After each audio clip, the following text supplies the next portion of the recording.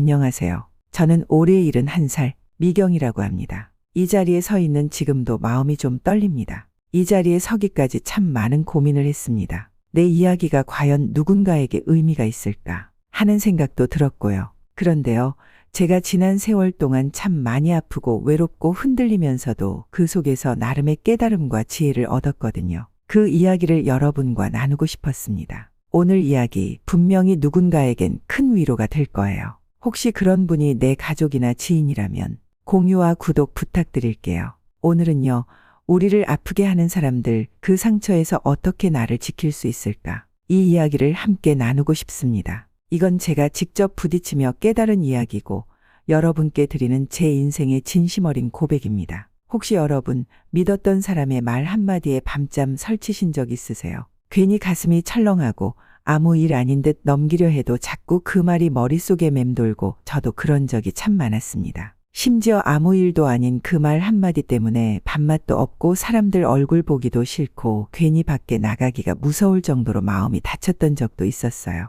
제가 겪은 이야기를 들려드릴게요. 저는 경기도 광주에 살고 있고 평생을 남편과 함께 소박하게 살았어요. 두 딸도 잘 키웠고 이웃들과도 정답게 지냈죠. 그런데 남편이 몇 년 전 떠나고 나서 제 마음에 이상한 무거운 무언가가 들이우기 시작했어요. 그동안 남편 뒤에 숨어 내가 미쳐보지 못했던 말과 시선들이 하나둘씩 느껴졌고 그중 어떤 것들은 제 마음을 깊이 베어버렸습니다. 시작은 작은 말 한마디였습니다. 형님이 모임에서 저에 대해 이렇다 저렇다 말을 하기 시작했어요. 처음엔 그러려니 했죠. 가족인데 설마 나쁜 뜻이야 있겠어 하고요. 그런데 그 말이 친척들 사이에서 조금씩 이상한 오해로 번져가더라고요. 그때부터 사람들의 눈빛이 달라졌고 어쩌다 마주친 사람들도 뭔가 아는 듯한 눈빛으로 저를 훑어보더군요. 그때 저는 처음으로 내가 누군가의 말에 이렇게까지 상처받을 수 있구나 하는 걸 뼈저리게 느꼈어요. 그리고 이건 단지 한 번의 사건이 아니라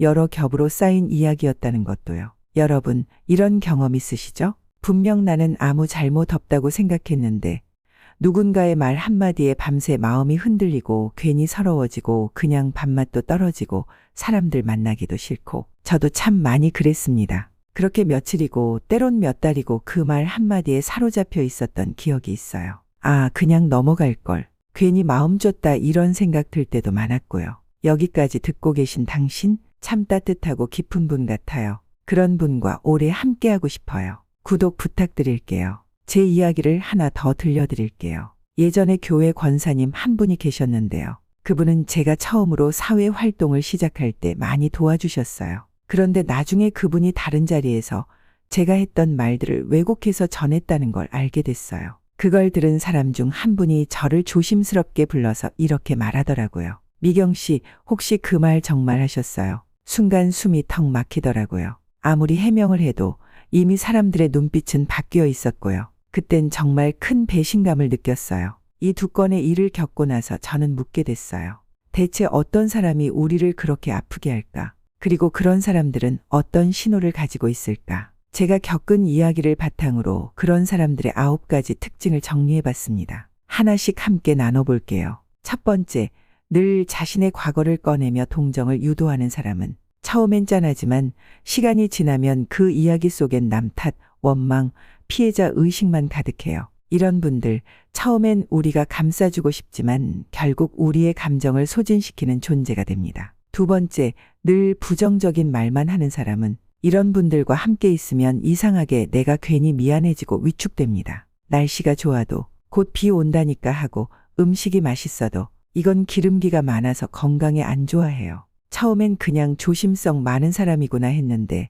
나중엔 내 마음까지 어두워지더라고요. 세 번째는 남의 불행을 즐기는 사람은 쟤 결국 그럴 줄 알았어. 그 사람은 너무 나댄다 싶더라. 누구 하나 힘든 일 겪으면 꼭 한마디 보탭니다. 말은 조용히 하지만 표정에 묘한 미소가 떠오르는 걸 본 적 있으시죠? 네 번째, 진실과 거짓을 섞어 소문을 만드는 사람은 제가 예전에 한 말, 요즘 바빠서 모임 참석이 어렵다는 말이 쟤는 이제 우리랑 어울릴 사람 아니래로 바뀌어 있더라고요. 나중에 그걸 들었을 땐 정말 마음이 무너졌어요. 다섯 번째, 작은 실수를 확대하는 사람입니다. 한 번 늦게 왔다고, 원래 시간을 못 지키는 사람이라고 하고, 한 번 말 실수했다고, 입이 싼 사람이라 해요. 그 순간부터 내 모든 행동이 감시당하는 느낌이 들죠.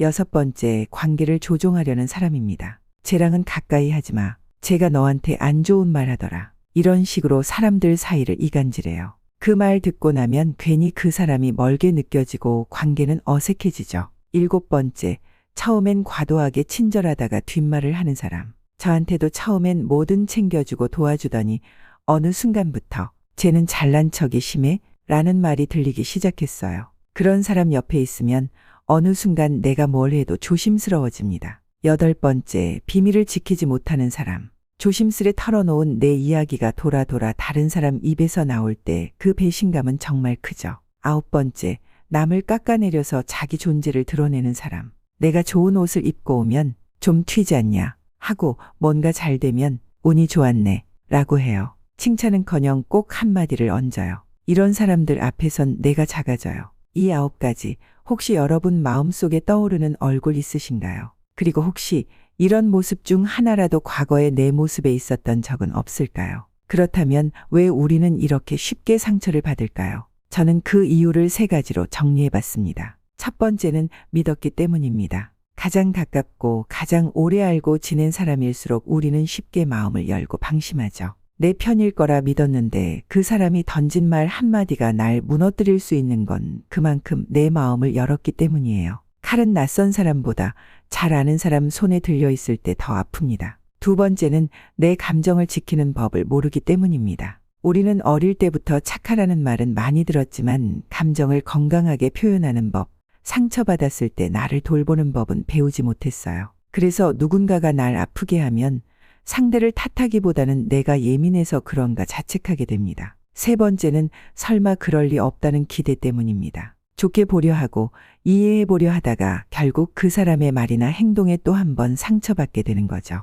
저는 이걸 착한 오해라고 불러요. 상대가 나쁘다기보다는 내가 끝까지 좋은 쪽만 보려고 했던 그 마음 때문에 더 아팠던 거예요. 그렇다면 이런 사람들로부터 우리는 어떻게 나를 지켜야 할까요? 저는 스스로 실천해보며 얻은 5가지 방법을 나누고 싶어요. 첫 번째, 적당한 거리두기. 이건 감정적인 거리입니다. 예의를 갖추되 내 마음까지 들어오지 못하게 문을 닫는 연습이 필요해요. 누군가가 계속 나를 지치게 하고 소진하게 만든다면 그 사람을 나쁜 사람이라기보다 지금 내게 해로운 사람으로 인식하세요. 그래서 저는 그런 분들에게 마음속으로 이렇게 말합니다. 이젠 당신이 내 안까지 들어오지 못하게 할 거예요. 두 번째, 동정보다는 관찰. 사람은 말보다 행동을 보면 보입니다. 처음에 안타까워 보였던 사람도 자세히 보면 반복적인 패턴이 있어요. 항상 누군가를 탓한다.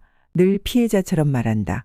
모든 걸 흑백으로 나눈다. 그런 패턴을 관찰하고 기록하면 감정에서 벗어나 객관적으로 관계를 보게 됩니다. 세 번째, 침묵의 힘을 믿기. 어떤 말은 해명하려 할수록 꼬이고 설명하려 할수록 오해만 키웁니다. 저는 어느 날부터 설명을 멈췄어요. 말 대신 태도를 보여주자 진심은 결국 시간이 지나 드러나더라고요. 여러분도 기억하세요. 때로는 말 안 하는 용기가 말하는 용기보다 더 강합니다. 네 번째, 한쪽 말만 듣지 않기. 우리 주변에선 종종 누군가를 단정짓는 이야기가 쉽게 돌죠. 그 사람 그런 사람이래. 그런데요, 우리가 믿는 한 문장이 누군가의 전부일 수는 없습니다. 저는 그런 말을 들을 때마다 이렇게 말합니다. 직접 들어볼게요. 그게 누군가를 지켜주는 방법이고 나 자신을 흐리지 않는 법이기도 하니까요. 다섯 번째, 내 감정을 돌보는 습관 만들기. 저는 매일 아침 10분씩 마음 일기를 씁니다. 화났던 일, 서운했던 일, 감사했던 일.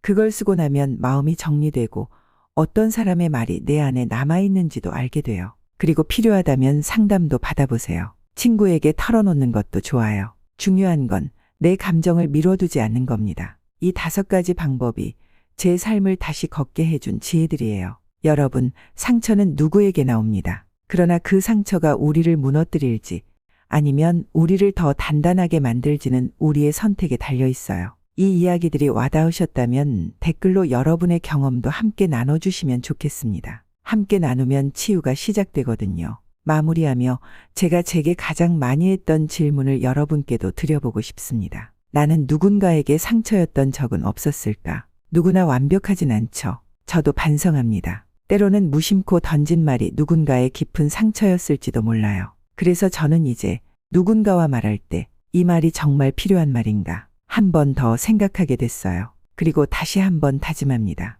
상처 주는 사람이 아닌 상처를 감싸주는 사람이 되자고요. 오늘 이 이야기가 누군가의 아픈 마음을 조금이라도 어루만질 수 있었길 바랍니다. 영상 끝까지 들어주셔서 고맙습니다. 이런 이야기 앞으로도 듣고 싶으시다면 좋아요와 구독으로 함께 해주세요. 앞으로도 우리 마음을 돌보는 이야기들 계속 나눌게요. 상처 주지 말고 상처받지도 말고 사람을 지켜주는 존재가 되기를. 경청해 주셔서 진심으로 감사합니다.